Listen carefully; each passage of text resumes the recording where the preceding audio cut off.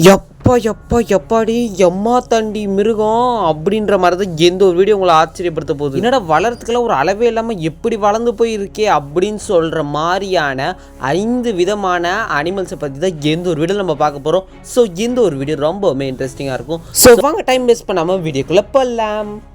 இந்த ஒரு வீடியோ நம்ம முதலாக பார்க்க போகிற அனிமல் பேர் தான் தி ப்ளூ வேல் அனிமல். அதாவது கடல்வாழ் உயிரினங்களே ரொம்பவும் பெரிய அனிமல்னா அது இந்த ஒரு ப்ளூ வேல் அனிமல் தான். ஆனால் இது வந்து ஒரு சீ வாட்டர் அனிமல். இந்த ஒரு அனிமல்லாம் இப்போ இருக்கான்னு கேட்டிங்கன்னா ரொம்பவுமே ரேரு, பார்க்குறதே கஷ்டம். இது வந்து ஒரு மேமல் டைப் வகையை சேர்ந்த ஒரு பெரிய ஒரு அனிமல். இது வந்து பார்த்திங்கன்னா கிட்டத்தட்ட 30 மீட்டர் அளவு பெருசு. அது மட்டும் இல்லாமல் இதோட வெயிட்டு கேட்டிங்கனால ரொம்ப ஆச்சரியப்படுவீங்க. அது கிட்டத்தட்ட 200 டன் வெயிட்டு. இந்த ஒரு ப்ளூ வேலை நீங்கள் எங்கெல்லாம் பார்க்கலான்னு பார்த்தீங்கன்னா இந்தியன் ஓஷன், பசிபிக் ஓஷன், அது மட்டும் இல்லாமல் அட்லாண்டிக் ஓஷன் வரைக்கும் நீ இதில் பார்க்கலாம். இது பார்க்க தான் பெருசாக இருக்குது. அப்படின்னா மனுஷங்களெல்லாம் கொண்டு சாப்பிட்ருமான்னு கேட்டிங்கன்னா அதுதான் கிடையாது. இதோட ஜாலைன் வந்து ரொம்ப சின்னதாக இருக்கிறதுனால சின்ன சின்ன அனிமல்ஸ், அதாவது கிரில் அப்படின்ற ஒரு எறா மாதிரியான ஒரு சின்ன ஒரு மீனை தான் இது சாப்பிடுமா. இதோட பல்ல பார்த்தீங்களா அப்படியே பேலன் பிளேட்ஸ், அது பார்க்கவே சும்மா ரம்ப மாதிரி இருக்கும், ரொம்பவுமே ஷார்ப்பாக இருக்கும். இம்மாம் பெரிய திமிங்கலத்துக்கு ஒரே ஒரு சின்ன மீன் போதுமா அப்படின்னு கேட்டிங்கன்னா அதுதான் கிடையாது. கிட்டத்தட்ட 40 மில்லியன் கிரில்ஸ் வந்து ஒரு நாளைக்கு எந்த ஒரு திமிங்கலத்துக்கு தேவைப்படுது. 40 மில்லியன் கிரில்ஸ்னால் கிட்டத்தட்ட 800 கிலோ கிரில்ஸ் மீனை முழுங்கினா தான் எந்த ஒரு திமிங்கலத்தால் அந்த நாளைக்கான பசியை தீருமா. அது ஒரே ஒரு நாளைக்கு மட்டும்தான். ஸோ இதுலேருந்தே தெரிஞ்சிருக்கும் எந்த ஒரு திமிங்கலம் சும்மா வேறு லெவலான திமிங்கலம். அது மட்டும் இல்லாமல் இது மேலே முதுகில் வந்து பார்த்திங்கன்னா ஒரு சின்ன ஓட்டை இருக்கும். அந்த ஓட்டை மூலமாக தான் சவுண்டை வந்து வெளியிடும். அது பார்க்கவே ரொம்பவுமே க்ரேஸியாக இருக்கும். அது மட்டும் இல்லாமல் கிட்டத்தட்ட அந்த சவுண்டு 1000 மைல்ஸை வந்து கடக்குமா. அந்த ஒரு சவுண்ட் அவ்வளோ அளவு வித்தியாசமாகவும் ஆக்ரோஷமாகவும் இருக்குமா. ஸோ வாங்க இந்த ஒரு வீடியோவில் அடுத்து நம்ம என்ன பார்க்க போகிறோன்றதை பார்க்கலாம். இந்த ஒரு வீடியோவில் நீங்கள் ரெண்டாவதாக பார்க்க போகிற பெரிய அனிமல் பேர் தான் தி ஆஃப்ரிக்கன் எலிஃபென்ட். அவ்வளோ பெருசாடான்னு கேட்டிங்கன்னா ஆமாங்க.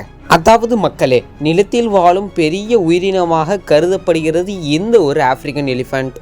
இது குறிப்பிட்டு 1-2 இடம் இல்லைங்க, கிட்டத்தட்ட உலகத்தில் நிறைய இடத்துல எந்த ஒரு ஆஃப்ரிக்கன் எலிஃபென்ட் வந்து வாழ்ந்து வந்துக்கிட்டு இருக்குது. முக்கியமாக சவானா, ஃபாரஸ்ட் அண்ட் டெசர்ட்டில் வந்து எந்த ஒரு ஆஃப்ரிக்கன் எலிஃபென்ட் வாழ்ந்து வரும். என்னடா எந்த ஒரு ஆஃப்ரிக்கன் எலிஃபெண்ட்டோட ஹைட்டு வெயிட்லாம் சொல்லி அப்படின்னு கேட்டிங்கன்னா தோ சொல்கிறேன். 4 மீட்டர் ஹைட்டு, அது மட்டும் இல்லாமல் 14 பவுண்ட்ஸ் அளவு வெயிட்டு. இதோட காது பகுதி ரொம்பவுமே இதோட ஃபேவரட்டான பகுதியாக. ஏன்னா இந்த ஒரு ஆஃப்ரிக்கன் எலிஃபெண்ட்டோட முக்கியமான இதே அதோட காது தான்.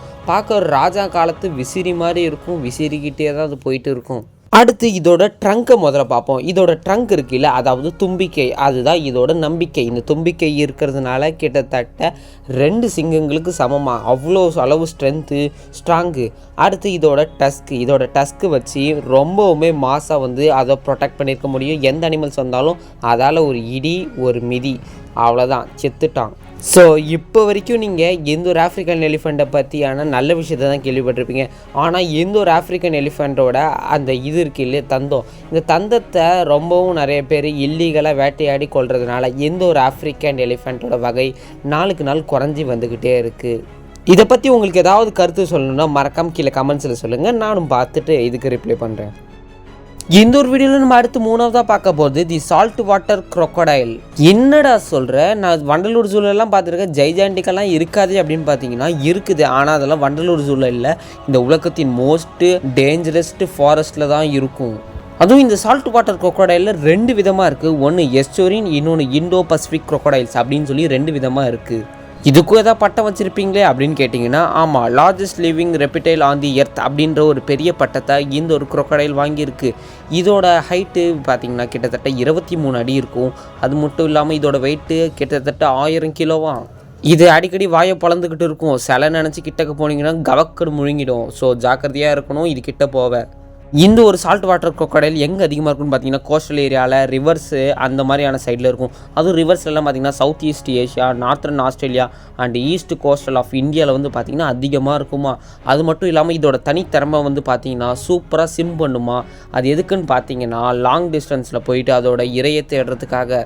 இதோட பல்லு, டெய்லு, இதோட முதுகு எல்லாமே வந்து பார்த்திங்கன்னா பல மடங்கு ஸ்ட்ராங்காக. ஒரே ஒரு முழுங்கு கிட்டத்தட்ட அப்படியே வந்து லபக் பண்ணிவிடுமா. அவ்வளோ அளவு ஸ்ட்ராங்கான ஒரு அனிமல். இது அதிகமாக எதை சாப்பிடும் பார்த்தீங்கன்னா ஃபிஷ்ஷு, பேர்ட்ஸ் அண்ட் மேமல்ஸை சாப்பிடும். அது மட்டும் இல்லாமல் இதோட பேர் ப்ரிடெக்டேட்டர்ஸ் அப்படின்வாங்க. அது மட்டும் இல்லாமல் 40லேருந்து 60 முட்டையை ஒரே நேரத்தில் இடும் இந்த ஒரு crocodiles. என்னடா கோழியில் 1 2 தான் பண்ணும், இது என்னடா இவ்வளோ போடுதுன்னு பார்த்தீங்கன்னா அப்போ சொல்கிறத வச்சு பாருங்கள் இவ்வளோ பெரிய crocodile எங்கே இருக்குன்னு பார்த்துக்கோங்க. நார்மலாக முதலையை வந்து நம்ம சாதாரணமாக கணக்கு போட்டுறக்கூடாது. ஏன்னா முதலை வந்து ரொம்பவுமே ஆபத்தான ஒரு பெரிய ஒரு பார்க்கவே கொஞ்சம் விறுவிறுப்பாக அருகிருப்பாக இருக்கிற ஒரு மிருகம். ஆனால் இந்த முதலைகள்லாம் பார்த்திங்கன்னா நாளுக்கு நாள் பொல்யூஷன்ஸ் மற்றும் அப்பார்ட்மெண்ட்ஸ் தொல்லையால் நிறையா மிருகம் அழிந்து வந்துக்கிட்டே இருக்குது. அதில் இதுவும் ஒன்று. அடுத்து இந்த வீடியோவில் நம்ம 4வதாக பார்க்க போகிற ஒரு இன்ட்ரெஸ்டிங்கான அனிமல் பேர் தான் தி ஜிராஃபி. எனக்கு ஒரு டவுட் இருக்குது. அதாவது ஜிராஃபிக்கு தமிழில் ஒட்டகச்சிவிங்கி, அப்போ கேமலுக்கு தமிழில் என்ன சொல்லுவாங்க? ஒட்டகம்னு சொல்லுவாங்களா? இதுக்கு ஒரு பட்டம், அதாவது tallest animals on the earth அப்படின்ற பேரை வாங்கியிருக்கு. மேல் ஜிராஃபி வந்து பார்த்திங்கன்னா 18 அடி உயரம், கிட்டத்தட்ட 5.5 மீட்டர்ஸ். ஃபீமேல் ஜிராஃபி 14 அடி, அதாவது 4.3 மீட்டர்ஸ். இந்த ஜிராஃபிஸ் எங்கே அதிகமாக காணப்படும் பார்த்தீங்கன்னா சவானா, அப்புறம் ஓப்பன் வுட்லேண்டு, கிராஸ்லேண்டு, இந்த மாதிரி இடத்துலலாம் எந்த ஒரு ஜிராஃபி வந்து காணப்படுமா. இதோட அப்பீரன்ஸ் வந்து பார்த்திங்கன்னா ரொம்பவுமே சூப்பராக இருக்கும். அதாவது நீட்டு நெக்கு, அப்புறம் ஷார்ட்டு இயர்ஸு, அப்புறம் இதோட லெக்ஸ் வந்து பார்த்திங்கன்னா குட்டியோண்டு இருக்கும். இது ஓடுறப்போ வந்து பார்த்திங்கன்னா ரொம்பவுமே செம்மையாக இருக்கும். இதோட நெக் லாங்காக இருக்கிறதுனால ஒரு பெரிய அட்வான்டேஜ் என்னென்னா, தூரத்துலேருந்து ஏதாவது சிங்கம் புலி வருதுன்னு வச்சுக்கோங்களேன், இது அங்கேருந்தே பார்த்துட்டு, அதாவது கிட்டத்தட்ட டெலஸ்கோப் மாதிரி ஒரு வாட்டர் டேங்கில் ஏறி பார்த்தா எல்லாம் தெரியுதுல்ல, அதே மாதிரி இதோட கண் அவ்வளோ பெருசாக இருக்காச்சு, அதோட நெக்கு பெருசாக இருக்கிறதுனால அது கண்டுபிடிச்சி ஓடி போயிடும்.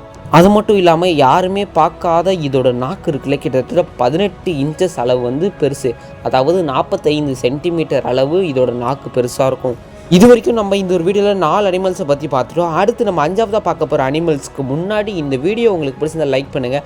அது மட்டும் இல்லாமல் உங்களுக்கு எந்த அனிமல்ஸ் பிடிக்குன்றதை மறக்காமல் கமெண்ட்ஸில் சொல்லுங்கள். ஸோ வாங்க, அடுத்து 5வதாக நம்ம பார்க்க போகிற அனிமல் பேர் தான் the eastern gorilla. The eastern gorilla மட்டும் சொல்லிட முடியாது, ஏன்னா மவுண்டன் கொரில்லா, ஈஸ்டர்ன் கொரில்லா அப்படின்னு கூட சொல்லலாம். Largest living pyramid on the earth அப்படின்ற பட்டத்தை இது வாங்கியிருக்கு.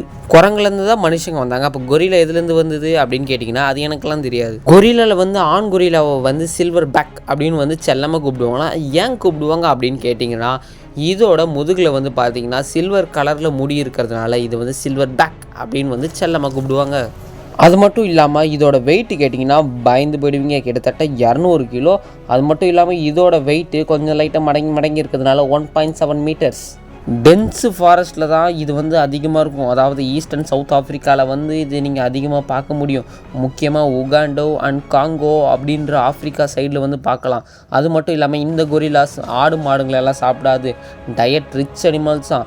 லீஃபு, ஃப்ரூட்ஸு, பிளான்ட்ஸு, இன்செக்ட்ஸுன்னு இந்த மாதிரி ரொம்பவும் நியூட்ரிஷன்ஸான ஃபுட்டை தான் இந்த ஒரு கொரில்லா சாப்பிடுமா.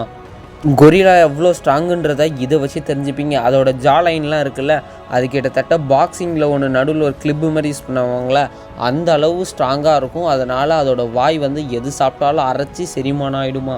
ஸோ அதனாலேயே அது பிளான்ட்ஸ் என்ன பிளான்ட்டு சாப்பிட்டாலும் அதுக்கு ஜீரண சக்தி வந்து அதிகமாக இருக்குமா, அவ்வளோ அரைச்சி சாப்பிட்ருமா.